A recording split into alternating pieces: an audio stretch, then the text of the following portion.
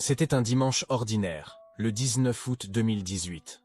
Le genre de journée où l'on se réveille sans imaginer que tout va basculer. J'étais au travail, comme d'habitude.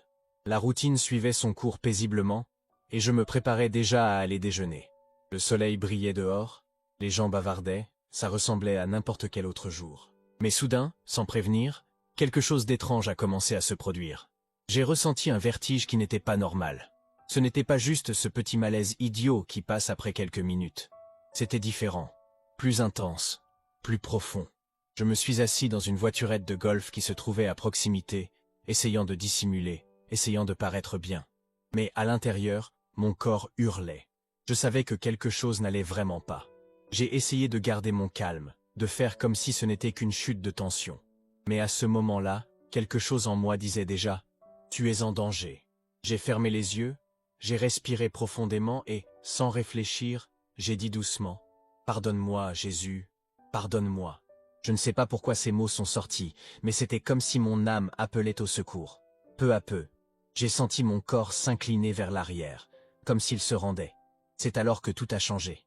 En une seconde, j'étais à l'intérieur de la voiturette, et la seconde suivante, j'étais dehors, flottant, regardant mon propre corps là, s'effondrant lentement sur le siège. Une scène surréaliste, comme si je n'étais qu'un spectateur de ma propre fin. J'ai vu mon corps tomber doucement, comme s'il dormait. Et même en voyant tout de l'extérieur, personne autour ne semblait le remarquer. Je voulais crier, avertir, mais il n'y avait pas de voix. C'était comme si j'avais franchi une frontière invisible, où le son et le temps ne fonctionnaient plus de la même manière. Soudain, une lumière blanche a tout envahi. Une lumière vive, intense, brillante, mais qui ne faisait pas mal aux yeux. Elle m'a enveloppé complètement, me tirant à l'intérieur, comme si j'étais aspiré. Et, à ce moment-là, la seule chose à laquelle j'ai réussi à penser c'est « Mon Dieu, où était-ce pendant toute ma vie ?» Parce qu'à l'intérieur, j'ai ressenti quelque chose que je n'avais jamais ressenti auparavant. Une paix si profonde qu'elle ne tenait pas dans les mots. Un amour qui m'a rempli entièrement. C'était comme rentrer à la maison après un long hiver. Comme être embrassé après des années de solitude. Il n'y avait pas de peur, ni de culpabilité, ni de douleur. Seulement de la lumière, seulement de l'amour. C'était l'endroit le plus sûr où j'ai jamais été. Et puis, devant moi, est apparu quelque chose que je ne peux qu'appeler un voile. Un mur de lumière dense, si intense qu'on ne pouvait pas voir ce qu'il y avait au-delà. Mais je savais, d'une manière impossible à expliquer, qu'il y avait des gens là-bas. On ne voyait pas clairement, mais je sentais leur présence. Comme une foule silencieuse m'observant avec tendresse. Je voyais des ombres, des éclairs de couleurs, des mouvements doux. Et je sentais, avec une force écrasante, qu'elle m'aimait profondément. Cet amour était si fort, si pur, qu'il m'a démantelé de l'intérieur. C'était comme si toutes les blessures de ma vie étaient guéries en un seul instant. Et puis, comme si quelqu'un plaçait des pensées directement dans mon esprit, sans voix, sans mots. On me l'a rappelé qui j'étais, ce que je venais de laisser derrière moi, mon travail, le stress, les préoccupations futiles qui me consumaient tous les jours. Et en même temps, on me montrait quelque chose de plus grand, quelque chose qui traversait toute mon existence. On me montrait que la seule chose qui compte vraiment dans cette vie, c'est ce que nous faisons pour le royaume de Dieu. Ce n'étaient pas des critiques, ce n'était pas un jugement, ce n'était que la vérité. Une vérité que je n'avais jamais pris le temps de regarder en face.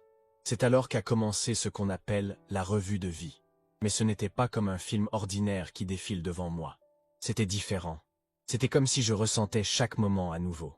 Comme si je revivais tous les choix, tous les silences, toutes les fois où j'ai manqué d'amour, de service, de dons. Et au sein de cela, on m'a montré une sorte de balance. De tout le temps que j'ai vécu, combien ai-je consacré au royaume de Dieu? La réponse a été douloureuse. Je me suis surpris à penser, quel gâchis. Parce qu'à cet instant, il n'y avait plus de place pour le doute. Je savais que Dieu est réel, que Jésus est vivant, que la Bible n'est pas qu'un vieux livre, c'est la vérité. Elle a toujours été là, devant moi. Et moi, je disais que j'y croyais. Mais au fond, il y avait bien un doute caché, quelque chose que je n'ai jamais voulu affronter. J'ai négligé la foi, la vérité, la mission. Et avant que je puisse réagir, j'ai été ramené en arrière. Je suis retourné dans mon corps. Mes yeux se sont ouverts dans la voiturette de golf. Les voix étaient paniquées. Des gens criaient que je n'avais plus de pouls, que je ne respirais plus. J'entendais tout. Mais je ne ressentais pas de désespoir. Je pensais juste, oui, je sais, mais je voudrais y être à nouveau. Je voulais retourner à cette lumière, à cet amour. J'ai essayé de me lever, mais mes jambes ne m'obéissaient pas. On m'a aidé à marcher, on m'a emmené au bureau. Et la première chose que j'ai faite, c'est d'appeler ma femme. Je ne lui ai pas raconté ce qui s'était passé. Pas encore. Je voulais juste entendre sa voix. Lui dire que tout allait bien, que j'étais là. Parce que, au fond de moi, quelque chose me disait que cette expérience n'avait pas été vaine.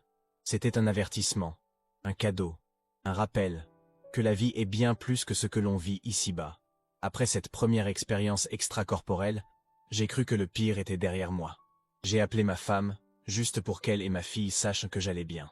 J'essayais encore de comprendre tout ce qui s'était passé, mais à ce moment-là, je voulais simplement m'assurer que ma famille était tranquille. Les ambulanciers ne tardèrent pas à arriver. Ils m'ont branché à un appareil pour surveiller mon cœur, et ont commencé à me poser une multitude de questions. Et là, sans prévenir, tout s'est obscurci à nouveau. J'ai perdu connaissance. Mais cette fois, je savais déjà ce qui se passait. J'étais retourné à cet endroit, cette lumière, cette paix. Et là, debout devant moi, il y avait quelqu'un. On ne pouvait pas voir son visage, seulement la silhouette. Mais on sentait que c'était quelqu'un de spécial. Un être de lumière, peut-être. C'était comme s'il me connaissait profondément. Je suis resté là quelques secondes, et j'ai été ramené de force. Quand j'ai ouvert les yeux, j'étais par terre. Un ambulancier tenait un respirateur sur mon visage, un autre effectuait des compressions sur ma poitrine. J'essayais de comprendre ce qui se passait. Qu'est-ce que c'était, ai-je demandé. Et ils m'ont dit sans ambages. J'avais fait un arrêt cardiaque. Mon cœur s'était arrêté. Je les ai regardés et j'ai demandé, presque incrédule, « Vous voulez dire que je suis mort ?» Et l'un d'eux, en plaisantant à moitié, a répondu, « Pourquoi? Vous avez vu une lumière blanche ou quelque chose comme ça ?» J'ai simplement secoué la tête. « Non, je n'ai rien vu. En fait, je ne savais pas quoi dire. Je ne savais pas si je voulais raconter ce que je venais de vivre. Pas encore. C'était trop fort, trop intime. Ils m'ont emmené à l'hôpital. J'y suis resté quelques heures, et les médecins n'ont rien trouvé d'anormal. Ils m'ont renvoyé chez moi, avec la recommandation de consulter mon médecin de famille. Quelques jours plus tard, j'ai passé un examen appelé test d'inclinaison. Il était destiné à évaluer la réponse de mon cœur dans certaines positions. Tout semblait aller bien, jusqu'à ce que mon cœur s'arrête à nouveau, pendant 37 secondes. Et me voilà de nouveau, hors de mon corps. Mais cette fois, c'était différent. Je me sentais dans un tunnel petit et étroit. Mais là-bas, au loin, il y avait une lumière intense, vive, vibrante. Et à l'intérieur de cette lumière, il y avait quelqu'un. On ne pouvait pas voir clairement, mais cette présence, cette paix, était indescriptible. Je ressentais de l'amour. Un amour si pur qu'aucun mot ne peut l'expliquer. Et je savais, celui qui était là me connaissait. Je n'avais pas peur. Je ne ressentais aucune angoisse. C'était comme si tout le poids de la vie s'était envolé. Il n'y avait plus que cet instant, plus que cette lumière. Pendant que tout cela se passait, à l'hôpital, les infirmières s'affairaient pour me stabiliser. Quand je suis revenu à moi, j'ai regardé à gauche et j'ai vu le médecin en train de discuter avec l'une d'elles. Il pointait les moniteurs et disait « D'ici à ici, il était mort ». Et il montrait les graphiques avec son doigt. Il ne faisait pas de métaphore. J'étais bel et bien sans signes vitaux. Ensuite, il est venu me parler calmement et m'a expliqué que mon cœur était sain, qu'il n'y avait aucune anomalie physique, mais que le système électrique était défaillant. J'avais besoin d'un stimulateur cardiaque. Et c'est ce que j'ai fait. Aujourd'hui, j'ai ce petit appareil qui aide mon cœur à garder le bon rythme. Et, physiquement, je vais très bien. Mais le plus marquant de tout cela, ce n'est pas ce qui est arrivé à mon corps, c'est ce qui est arrivé à mon âme. Même hors de mon corps, je restais moi-même. Mes pensées, mes souvenirs, ma façon de voir les choses, tout était toujours là. Sauf que j'observais tout de l'extérieur, comme si mon essence s'était séparée de la matière. Et c'est pour ça que je n'ai plus aucun doute. Dieu est réel. Jésus est vivant. Et il nous aime d'une manière que nous ne pouvons même pas imaginer. Peu importe qui vous êtes, ou ce que vous avez fait. Peu importe si vous vous êtes éloigné, ou si vous ne vous êtes jamais approché. Si vous respirez encore, il est encore temps. Temps de s'abandonner. Temps de tout changer. Et vous savez ce qui est le plus beau? Plus vous le cherchez, plus il se montre. Plus il vous enveloppe de sa paix. Une paix si puissante que même la peur de la mort ne peut l'effacer. Et c'est pour ça que je suis ici aujourd'hui, en train d'enregistrer cette vidéo. J'avais besoin de partager ça avec vous. J'avais besoin de vous dire qu'il y a quelque chose au-delà, qu'un amour véritable vous attend. Merci de m'avoir écouté jusqu'ici. Que Dieu vous bénisse profondément. Si cette histoire a touché votre cœur d'une manière ou d'une autre, laissez votre like et partagez-la avec quelqu'un qui a besoin d'espoir.